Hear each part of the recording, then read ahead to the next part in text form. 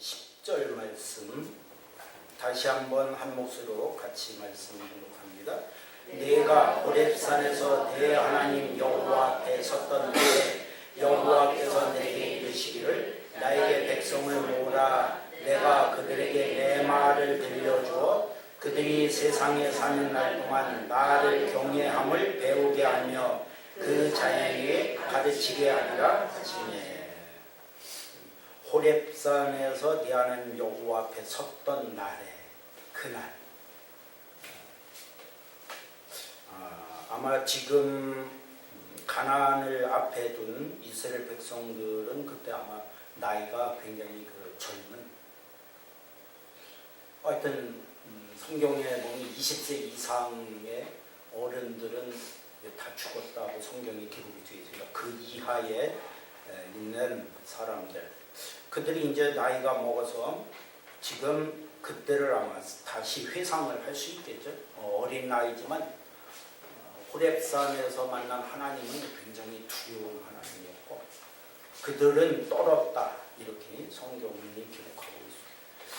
그런데 그 이유를 오늘 본 말씀에서 보면 그들이 세상에 사는 날 동안 나를 경외함을 배우게 하며, 하나님 경외하는 것을 배우게 하기 위해서라는 것을 1차적으로 지금 말씀을 하고 있습니다. 오늘은 그래서 이 경외함을 배우게 하는 하나님의 뜻을 중심으로 오늘 말씀을 여기 따로 좀 드리도록 하겠습니다. 이 경외라는 뜻은 그냥 그대로 한자를 풀어서 설명하면 그냥 공경하고 두려워함, 그런 뜻입니다. 경외는, 경은 공경할 경, 외는 두려워할 외, 그러니까 공경하고 두려워한다. 그 경외라는 뜻의 그런 것. 저는 이것을 조금 더 풀어서 성경에서 경외라는 말씀을 기록하고 있는 내용을 생각하면 살아계신 하나님 앞에 나아가 두려운 마음으로 떨며 섬기는 태도, 이렇게 제가 이제 좀 풀어서 설명을 해봅니다. 살아계신 하나님 앞에 나아가서 두려운 마음으로 떨며 섬기는 신앙태도, 이게 하나님께 대한 경외심, 경외하는 마음을 갖고 임하는 자세, 이렇게 이야기를 할 수 있을 것 같아요. 왜냐하면 오늘 지금 방금 말씀드린 것처럼 외가 두려워할 외거든요. 누가 하나님 앞에서 두려운 마음을 가지게 되는지, 누가 하나님 앞에 두려울 수 있을까? 두 가지를 생각해 봅니다. 하나는 하나님이 살아계시다는 것을 믿는 거예요. 하나님이 살아계심을 믿는 사람은 두려움을 가질 수 있습니다. 왜냐하면 하나님이 살아계시고, 조금 뭐한 말로 하면 시퍼렇게 눈을 뜨고 계신다, 이렇게까지 표현을 해볼 수 있겠죠. 그러니까 두려운 마음을 가질 수 있어요. 하나님이 보고 계십니다. 알고 계십니다.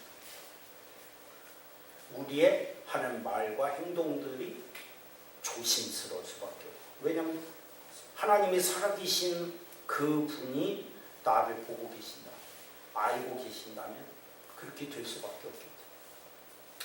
그래서 하나님께서 나의 일거수일투족을 알고 계심을 깨닫는 사람, 성경을 보고서 설명을 드려보겠습니다. 시편 139편, 시편 139편입니다.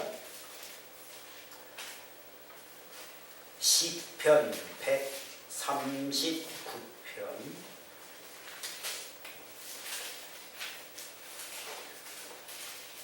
1절부터 4절까지만 보도록 하겠습니다.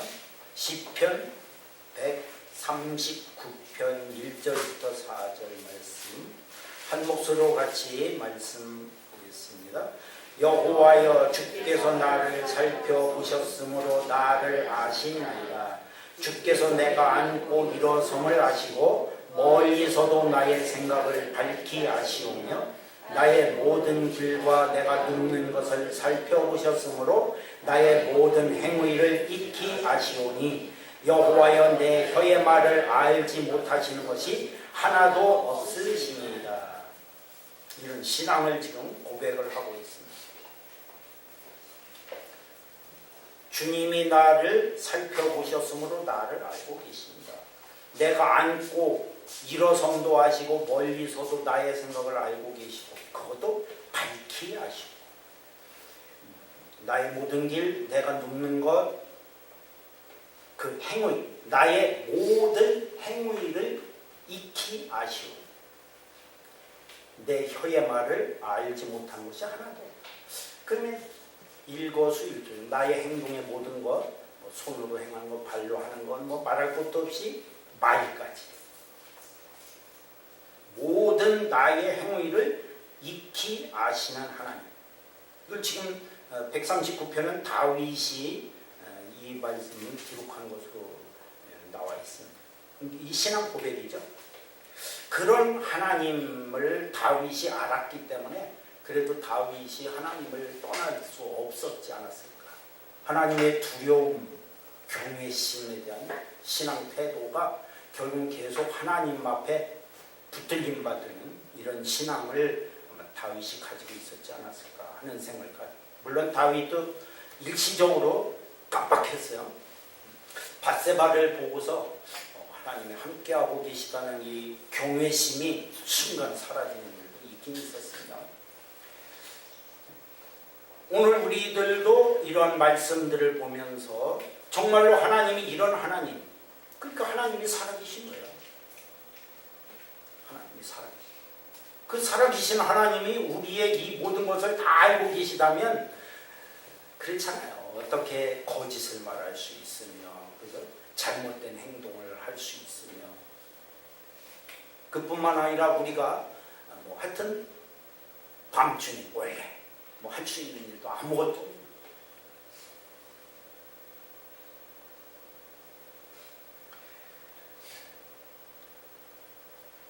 만약에 예수 믿는 사람들이 밤중에 원래 뭐 사람들이 안 보니까 그냥 원래 뭔가를 일을 꾸미고 있다면 그 사람은 이미 벌써 뭐한 사람이에요? 하나님이 살아계시다는 걸 안 믿는 거예요. 안 믿으니까 그런 행동을 하고, 그죠? 안 믿으니까 그런 일을 하죠. 요새 아주 난리 났었죠. 그래서 이제 다시 또 뭐 그걸 되돌리니 뭐니 하는데 뭐 하루 교도소에 들어가서 살면 5억을 까주겠다 뭐 이래갖고 지금 난리가 났었습니다. 사실은 일반 사람들은 5만 원이거든. 5만 원인데 그래서 5억을 가지겠다고 하니까 이게 말도 안 돼. 그 사람이 지금 나와서 뭐라고 해요. 자기는 재산이 하나도 없다.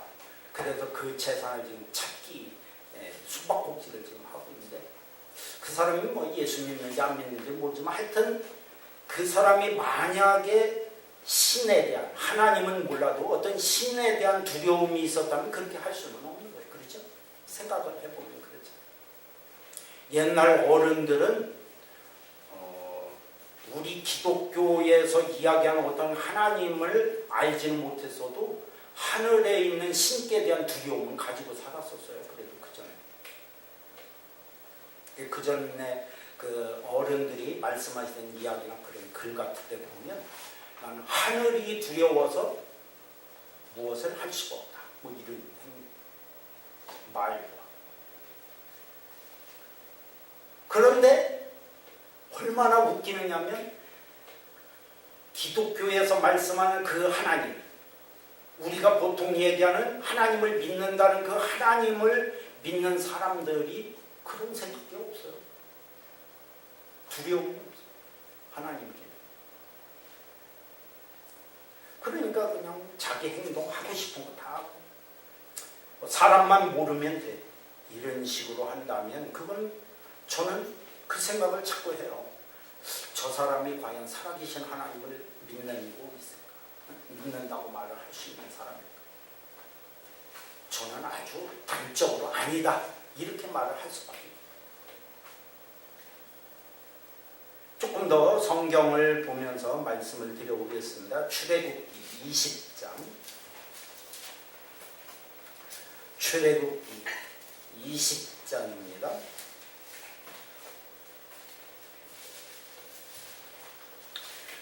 출애굽기 20장, 거기에 이제 십계명이 기록되어진 성경 귀절로 아주 유명한 말씀이긴 한데, 십계명이 기록되는 그 처음 말씀이 사실은 굉장히 중요한 거예요.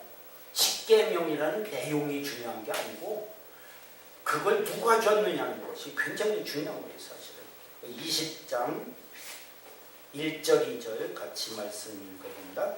하나님이 이 모든 말씀으로 말씀하여 이르시되 나는 너를 애굽 땅 종 되었던 집에서 인도하여 낸 네 하나님 여호와니라. 그러면서 네 하나님, 어떤 하나님? 너를 애굽 땅 종 되었던 집에서 인도하여 낸 하나님. 이스라엘 백성들은 10가지 재앙부터 시작해서 홍해를 건넌 사건부터 해서 그런 큰 일을 겪으면서 분명히 우리가 출애굽기에 홍해를 건넌 사건 후에 이스라엘 백성들의 신앙 고백을 보면 정말로 여호와를 믿었더라 이렇게 말씀하세요. 하나님의 살아계신 존재에 대한 두려움, 그게 느껴지는 거예요. 그 하나님이라는 거예요. 지금 그 하나님이 이야기를 좀 하고 계십니다. 너희는 이렇게 하거라. 그러면 이렇게 하거라 하는 10가지를 쭉 주고 계시는 이 내용을 누가 이것을 지킬 수 있겠냐? 누가 이 십계명을 따라서 살 수 있겠냐? 아니 그냥 법으로 정해놓은 거고, 뭐 그래서 안 지키면은 벌을 주겠고, 뭐 지키면은 뭐가 있고, 뭐 이런 식으로 해갖고만 한다면 안 보이는 데서는 안 해도 돼요. 그렇죠? 사람들이 모르는 데서는 안 할 수도 있고, 모르는데. 근데 그게 아니에요. 살아계신 하나님이 이 말씀을 하고 계신 거예요. 그러면 누구를 향해서 이것을 지킬지 말아야 될지를 정해야죠. 당연히 하나님. 사람이 준 게 아니니까 사람을 보면서 할까 말까 이렇게 하는 게 아니고 하나님을 생각하면서 하나님 이거 해야 되겠죠? 이렇게 하는 신앙 태도. 이게 오늘 지금 출애굽기 20장 말씀에서 앞부분에 그렇게 기록을 하고 있습니다. 그래서 이제 18절 이하로 보면 18절 이하로 보면 거기에 나옵니다. 21절까지 18절부터 같이 말씀 읽겠습니다. 문 백성이 우레와 번개와 나팔 소리와 산의 연기를 본지라 그들이 볼 때 떨며 멀리 서서 모세에게 이르되 당신이 우리에게 말씀하소서 우리가 들으리이다. 하나님이 우리에게 말씀하시지 말게 하소서 우리가 죽을까 하나이다. 모세가 백성에게 이르되 두려워하지 말라. 하나님이 임하심은 너희를 시험하고 너희로 경외하여 범죄하지 않게 하려 하심이니라. 백성은 멀리 서 있고 모세는 하나님이 계신 흑암으로 가까이 가니라. 이 십계명을 주신 하나님이 18절에 보니까 어떤 이런 그 우레, 번개, 나팔 소리, 뭐 산의 연기 막 이런 것들을 보도록 하나님이 그렇게 하셔서 하나님의 그 실질적인 모습을 나타내 보이시지는 않았지만 그렇다고 해서 여기 나오는 뭐 우레와 번개, 뭐 나팔 소리가 진짜 나팔 소리가 들렸다는 게 아니에요. 근데 참 웃기는 사람들은 예수님이 재림하실 때도 왜 뭐 나팔 소리가 들릴 거다 하니까 진짜 나팔 소리가 들리는 것처럼 생각을 해요. 그게 아니고 나팔 소리 같은 소리가 들리는 여기 우레와 번개도 마찬가지예요. 특별한 하나님의 임재를 그렇게 표현을 하는 거지.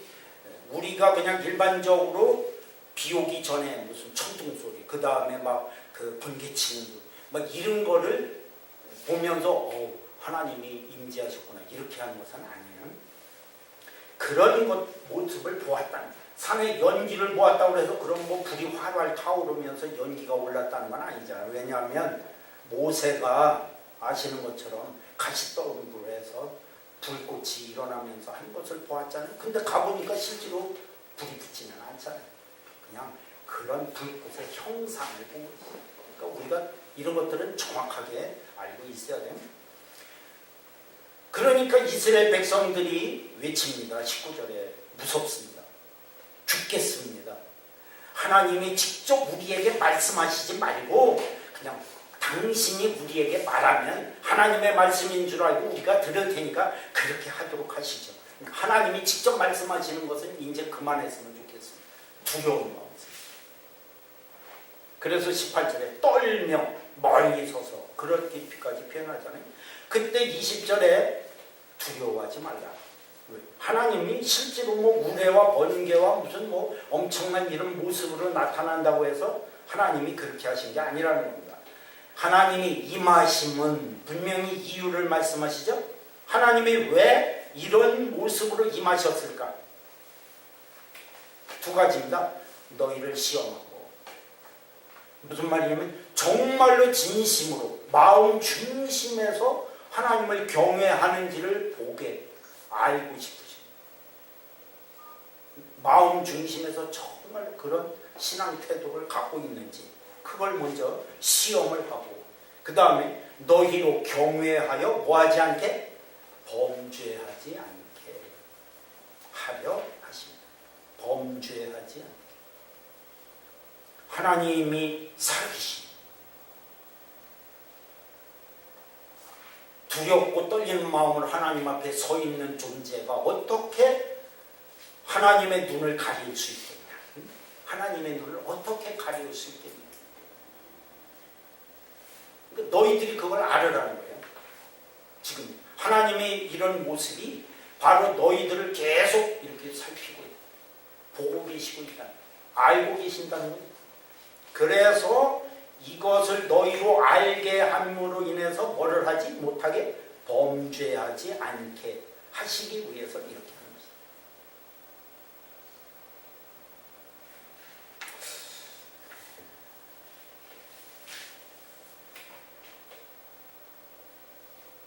그리고 조금 뒤로 가서 23절에 보겠습니다. 이제 계속되는 겁니다. 이제 22절, 23절 해서 26절까지 쭉 말씀이 있는데, 23절 같이 읽습니다. 너희는 나를 비겨서 은으로나 금으로나 너희를 위하여 신상을 만들지 말고. 22절에 보면 내가 하늘로부터 너희에게 말하는 것을 너희 스스로 보았으니, 언젠가도 제가 어떤 말씀을 드리면서 이야기를 좀 한 것 같아요. 말하자면 이런 거죠. 이렇게 해놓고 여기다가 조금 더 사람 모양을 깎아. 사람들이 그렇게 보통 하죠. 그렇게 하고서는 신이라고 얘기합니다. 만약에 하나님의 존재를 그런 식으로 형상을 표현을 해갖고 신이다 하면은 맞냐 이거지. 하나님은 지금 저기 계십니다. 살아계셔서 말씀도 하고 계시고 듣고 계시기도 하고 우리를 눈으로 보고 계시기도 하는데 이걸 보면서 신이라고 하면 되겠네요. 그러니까 이스라엘 백성들이 모세가 시내 산에 올라갔을 때 아론을 그냥 막 윽박질러 갖고 신을 만들어내라. 그게 혼난 이유가 뭐냐면, 아니 하나님은 지금 시내 산에서 모세를 만나고 계시는데 어떻게 무슨 송아지 형상으로 나타나서 이스라엘 백성들 앞에 보여지냐. 이건 문제가 다른 근본적으로 잘못된 거죠. 돌아가신 분에 대해서 뭐 사진 같은 거를 놓는다든지 하고서 추억은 할 수 있는 거예요. 그렇죠? 돌아가신 분에 대해서 추억은 할 수 있지만 살아계신 분을 놓고 그분은 지금 저기 어디 지금 계시고 있는 거예요. 지금. 그런데 비슷한 뭔가를 형상을 하나 만들어 놓고 그분이 여기 있는 것처럼 이렇게 표현. 맞을까요? 틀릴까요? 당연히 안 맞는 거지. 아니 거기 계신 분은 무슨 이렇게 만들어 갖고 비슷하게 했다고 해서 그분이 지금 나를 지금 만나고 있는 거예요? 아니잖아요. 근데 하나님은 시간과 공간을 초월하여 계시기 때문에 상관없어요. 언제든지 만나시고 있고 언제든지 보고 계시고 있고 언제든지 듣고 계시고 있고 우리는 그 하나님을 지금 믿고 있는 거란 말이죠. 그 하나님을 지금 믿고 있는 거예요. 근데 어떻게 그 하나님을 뭔가로 표현해갖고 하나님은 이런 분이다. 근데 그렇게만 해도 괜찮죠? 저는 요즘 그 천주교에서는 뭐 그 예수님 형상도 만들고 뭐 마리아 형상도 만들고 심지어는 뭐 12제자 형상도 만들고 크게 만들어요. 그래갖고서 뭐 이렇게 하는 거는 그만두고 저는 그거는 고사하고라도 그림도 문제가 있다는 생각이 들어요. 그림. 아니 예수님이 그렇게 생겼냐고. 그리는 사람마다 다 달라. 조금씩이라도. 그렇죠? 제가 한번 가보고 싶은 생각이 들었는데 별로 또 생각도 안 나고 가는 게 옳은 것 같지도 않고 그래서 좀 가고 싶은 마음도 있으면서도 또 한편은 의미상 별로다 싶은 생각도 들고 그래서 안 갔는데 결국 그 김기창 화백이 예수님을 한국인으로 표현을 해서 도포자가 있고 그 다음에 갓 쓰고 이런 예수님을 그렸어요. 그러면 나중에 후세대에 누군가는 볼 때 서양 사람들이 그린 그 예수님의 모습은 서양 얼굴이고 동양의 누군가가 그린 예수님의 얼굴은 그럼 동양 사람이면 그럼 누구야 도대체가 예수님? 그거는 아니잖아요. 그죠? 예수님이 사람의 모습으로 화해해서 뭔가 우리들에게 그런 표현으로 나타나고 계시다면 그림을 그릴 수도 있겠고 뭐 사진도 찍을 수 있겠고 뭐도 할 수 있겠지만 그럼 그 하나님이 그렇게 우리들에게 보여지고 나타나고 계시는 거죠. 아니잖아요. 그림을 그려놓고서는 이게 예수님이다 하면은 사실은 안 맞는 거예요. 그것조차도. 그렇죠? 맞는 게 아니에요. 예수님이 이게 예수님이에요.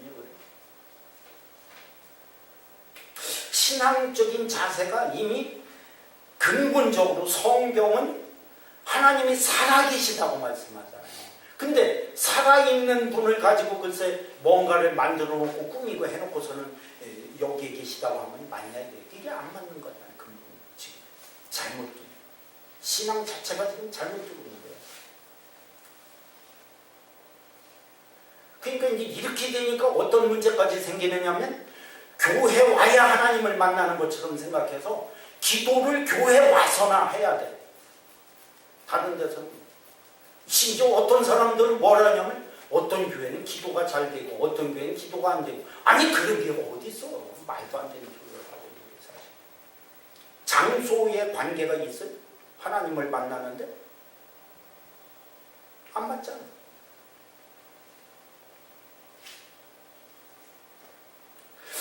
살아계신 하나님이라는 요것조차도 요 살아계신 하나님이라는 요 내용도 제대로 못 믿고 있다. 이런 생각을 할 수밖에 없어요. 살아계신 하나님에 대한 요것도 왜 이것조차도 제대로 그 신앙 고백으로 하지를 못하고 있을까?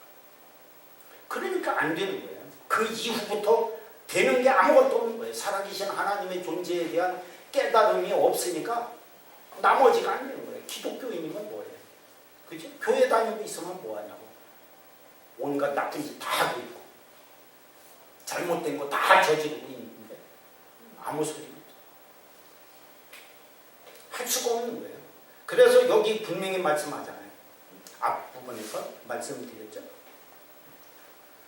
너희로 경외심을 갖고 그 경외심을 갖는 건 왜 범죄하지 않게 하겠어.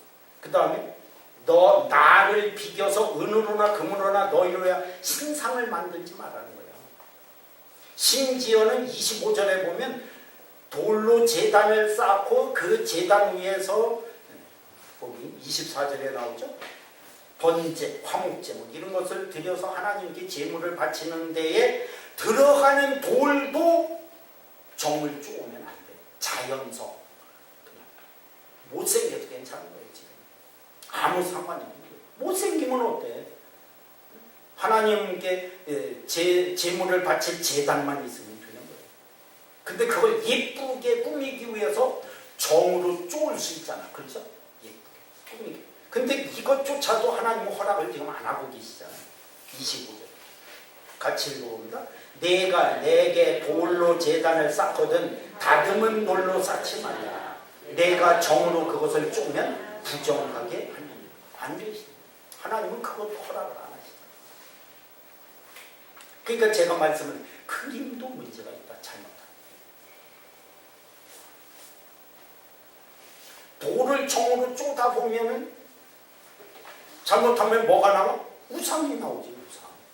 사람의 형상 비슷. 사람들은 이상한 거예요. 그래서 신기한 걸 찾으려고 하고 어떤 사람들은 또 그 돌을 열심히 찾아서 돌 속에 무슨 그림 같은 게 들어있으면 그걸 수집들을 엄청나게 하고 심지어 어떤 사람은 뭐 거기에서 뭐가 발견됐다고 하고 뭐 아니 그게 무슨 상관이에요. 사실. 그러니까 정으로 쪼지 말아요. 근데 정으로 안 쪼아도 사람들은 자연석에서도 무슨 하나님의 형상 비슷한 거나 사람의 뭔가 비슷한 뭔가가 나타나면 아마 난리들이 나요. 그렇죠? 그렇게 지금도 그렇게 하고 있잖아요. 근데 하물며 정으로 쪼은다. 이 쪼다가 뭔가 나왔다. 난리들이 나겠죠. 하나님은 그것조차도 허락을 지금 안 하고 계시는 거예요. 인의적인 것. 인의적인 것은 아무것도 하면 안 되는 거예요. 심지어는 우리는 이제 지금 뭐를 해요? 예물 드리는 것이 지금은 예배잖아요. 예배. 그죠? 지금 우리의 예배가 그전에는 이제 그 제단 쌓고 예물 드리고 했던 거잖아요. 제물 바치는. 그거잖아요. 그러니까 예배를 어떻게 해야 돼? 그렇게 되면. 이런 말씀인데 그러면. 그냥 한마디로 소박해요. 꾸미지 말고 뭐를 그냥 뭐 그렇다하게 만드는 것도 하지 마요. 하면은 문제가 있는 그 제단을 쌓아오면은 돌을 어떻게 정을 쪼는 것도 하지도 말았는데 지금 현재 예배를 다른 어떤 지금 얘기한 것처럼 제물을 올려놓고 살아계신 하나님을 만나는 시간, 그 하나님께 제물 바치는 게 지금 중요하지 주변에 뭘 해놓고 뭘 어떻게 해서 그걸 예쁘게 꾸미고 뭘 만들고 이것은 하나도 중요한 게 아니라는 거죠. 절대로 하지 말라는 거예요. 그렇죠? 쪼면 어떻게 된다? 부정하게 하니 안 된다는 거예요. 그러니까 오직 하나님을 향해서 그러니까 예배는 뭐예요? 이렇게 되면 결국 저는 말씀을 드리죠. 하나님 만나는 시간이에요. 예배는 그냥 하나님을 만나면 되는 거예요. 상관없는 거예요. 어떻게 하면 무슨 상관이 있어요. 하나님 살아계신 하나님을 만나고 인격적으로 대면하면서 하나님과 교통 교제하는 시간으로 살아계신 하나님 만나면 되는 거예요. 그렇게 해야지 이것을 떠나서 다른 것에 치중을 하면 이미 벌써 이것은 문제가 있는 거예요.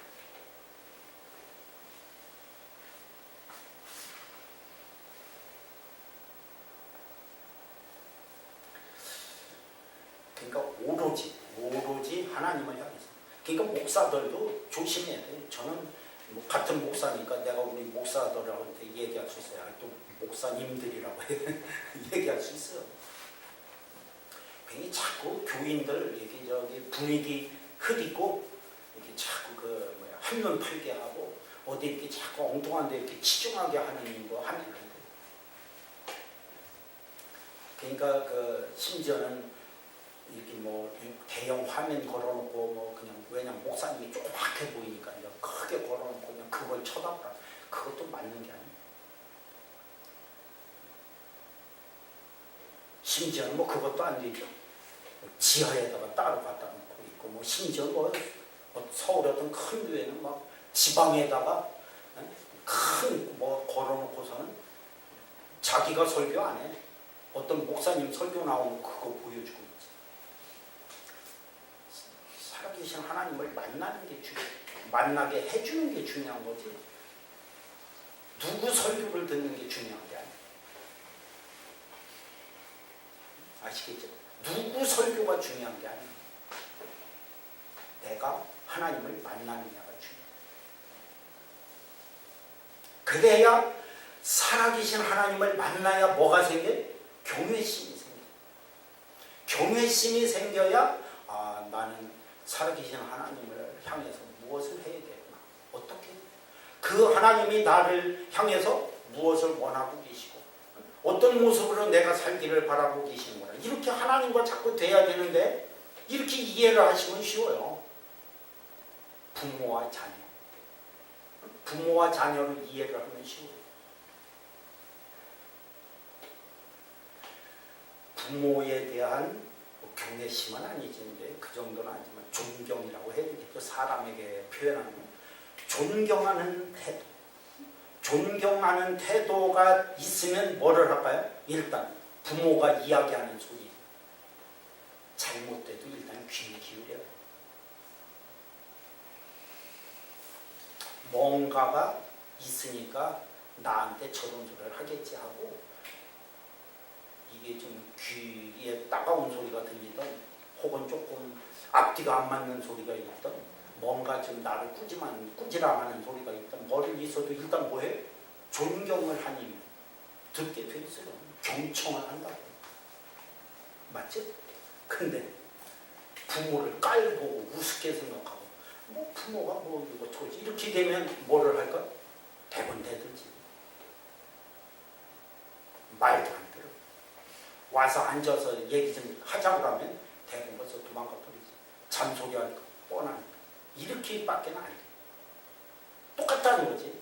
하나님을 향해서도 마찬가지. 하나님께 대한 경외심이 있으면 일단 듣는 태도가 있어야 될 거 아니에요. 그 하나님이 나를 향해서 뭔가 원하시는 것이 있을 줄을 생각해 봐야 될 거 아니에요. 그 하나님이 지금 나를 향해서 하실 말씀이 있는지를 좀 뭔가 들으려고 하는 태도가 있어야 되지 않겠어요? 경외심이 없으니까 그냥 기도도 내 할 말 다 실컷 해놓고 몰라요. 알아서 하세요. 하고서는 그냥 휙 던져놓고 가는 거하고 똑같아요.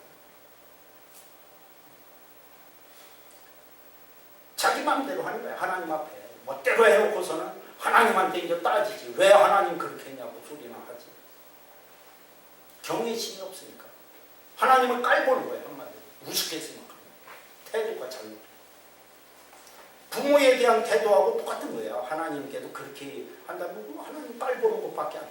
아니 근데 그 하나님이 뭐가 아쉬워서 그래 그런 사람한테 복을 주시고 응? 뭐가 아쉬워서 그래 하나님이 쓰실 사람이 없어서 그래 그런 사람을 붙들어다가 사정세정 해가면서 그래 너 그래도 그렇게 하면 안 된다고 달래갖고 그 사람을 써요. 사람은 어쩔 수 없어요. 혈육관계니까 자식이 그렇게 해도 어떻게 할 거야. 이제 요즘에는 아이들이 주장하는 대로 어른이 따라가는 시대가 돼갖고 이상한 시대가 됐어요. 이제 자꾸 점점 더 그렇게 지금 가고 있어요. 그럼 어떻게 할 거야? 자식인데 져야지. 달래주고 뭐 얼르고 그렇게 하면 안 된다고 하면서 잘 가게 하고 좋은 소리 자꾸 해줘서 할 수 있게 잘 해줄 수밖에 없어. 부모는. 하나님은 안 그랬어요. 뭐가 아쉬워서. 아니, 세상의 천지가 사람인데 그 중에 하나님 기뻐하시는 일 하는 사람 하나 딱 들어서 하나님 일 하게 하시면 끝나버리는 거예요. 심지어는 종교개혁이라는 거 알잖아요. 그 카톨릭과 이제 프로테스탄트라고 영어로 하면 이렇게 되잖아요. 지금 우리가 말하는 이제 천주교에서 벗어나고 그때 물론 여러 사람이 있긴 있었어요. 그러나 대표적으로 루터라는 사람이 95개 조항을 웨텐버그라는 그 성당이죠. 이제 그때 우리가 말하는 성당. 그때 이제 교회라는 건 그거 하나밖에. 그거 딱 붙이면서 이제 난리들이 나기 시작한 거예요. 뒤집어. 하나만 쓰시면 돼요. 하나님은. 그러면 세상을 다 뒤집어 놓을 수 있어요. 하나님을 경외하는 사람, 정말 하나님의 두려운 마음으로 엎드려서 하나님이 하실 말씀 듣고 하나님의 뜻을 헤아려 살피고 경외심을 갖고 진지한 태도로 하나님께 엎드리는 사람, 그런 사람 쓰시면 돼요. 한 사람이면 좋게. 하나님 세상 다 뒤집어 놓을 수 있어요. 왜? 하나님이 함께 하시니까. 그 사람 힘으로는 안 돼. 그죠? 도저히 할 수 없지만 하나님이 함께 하셔갖고 일을 하게 만드실 버리면은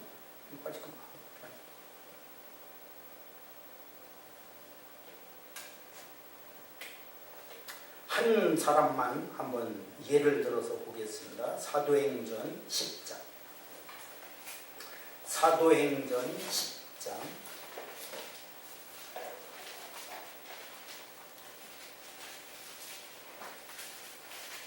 고넬료라는 사람에 대해서 한번 조금 보고 정리를 좀 하겠습니다. 사도행전 10장 고넬료.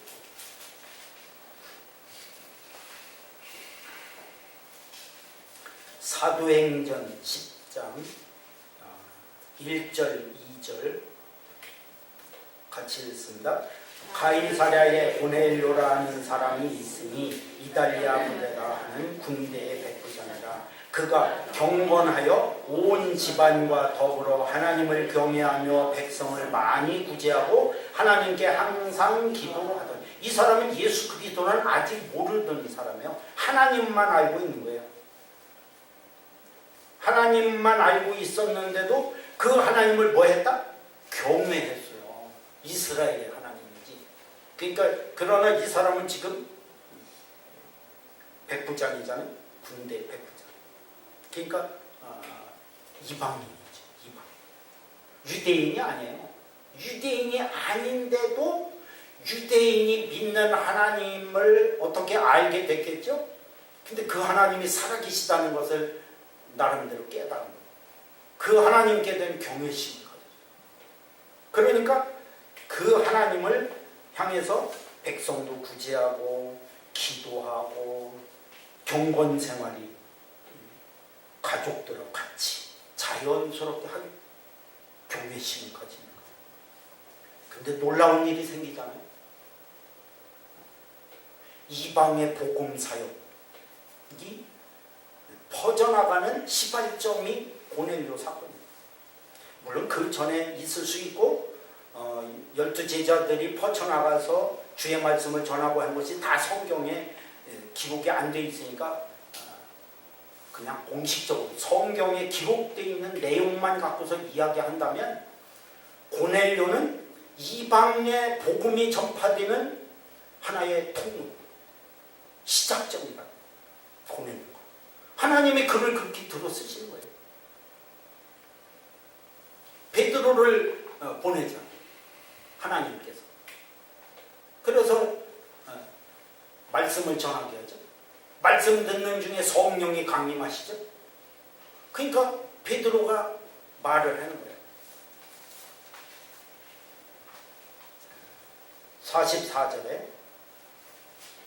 44절에 베드로가 이 말을 할 때에 말이 끝나지도 않았어요. 할 때에 성령의 말씀 듣는 모든 사람에게 내려오시니 베드로와 함께 온 할례 받은 신자들이 이방인들에게도 성령 부어주시는 말미암아 놀라니.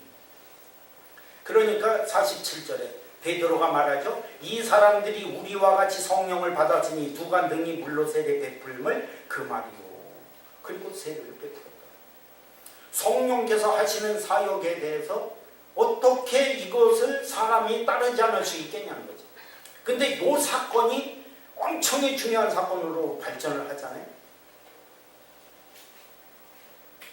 이제 그 15장에 가면 할례 문제 때문에 믿는 유대인들이 이방인들의 예수 믿는 자들을 위해서 할례를 행해야 된다.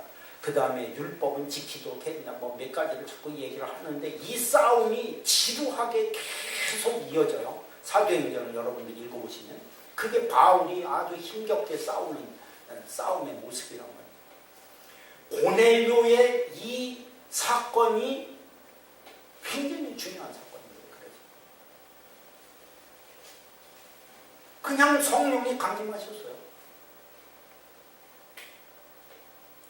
경건한 이방인, 그것도 예수 그리스도를 알지 못하는 경건한 이방인 고넬료에게 성령이 강림하시니까 어쩔 수 없는 거예요. 그냥 세례 줄 수밖에 없는 거예요. 그러니까 이제 베드로가 거기 이제 11장에 보시면 그 예루살렘 교회로 다시 돌아와요. 돌아오니까 난리들이 났어요. 아니 어떻게 이방인과 같이 머물 수 있으며 그들에게 어떻게 이런 일을 할 수 있냐. 나도 모른다. 성령께서 하시는데 내가 어떻게 불순종하냐. 그러니까 그냥 사람들이 아무 말도 못해. 꼼짝도 못해. 15장에도 마찬가지고.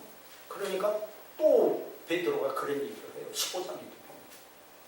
그러니까 그러면 우리는 하나님의 뜻을 따를 수밖에 없고 그러면 이방인에게 몇 가지만 조심하라고 얘기하고 믿음 생활 잘하라고 하게 하자. 이렇게 하고 끝내버린다니까요.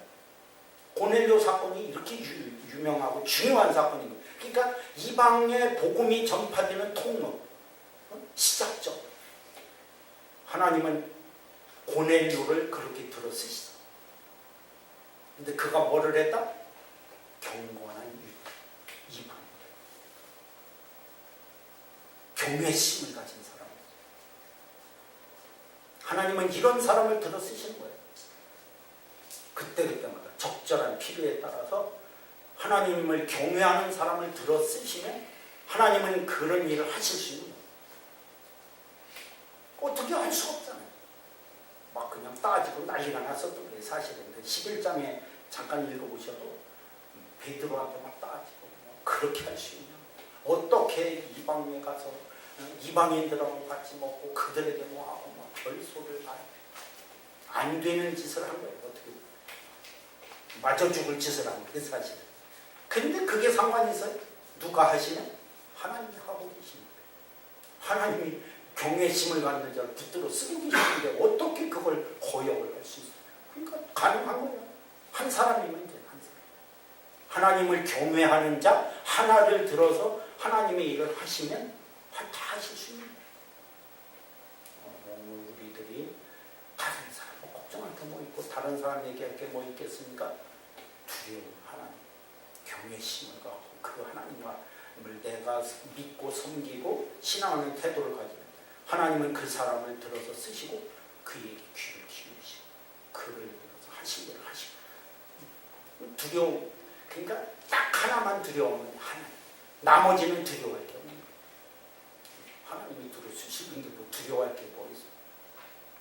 그죠? 하나님 하고 계세요. 바로 이런 경외심을 갖는 자를 오늘도 찾고 계시고 그런 사람을 통해서 하나님의 일을 하시는 담대한 온전한 신앙 모습. 바로 오늘도 여전히 경외하는 자를 찾고 계시는 하나님.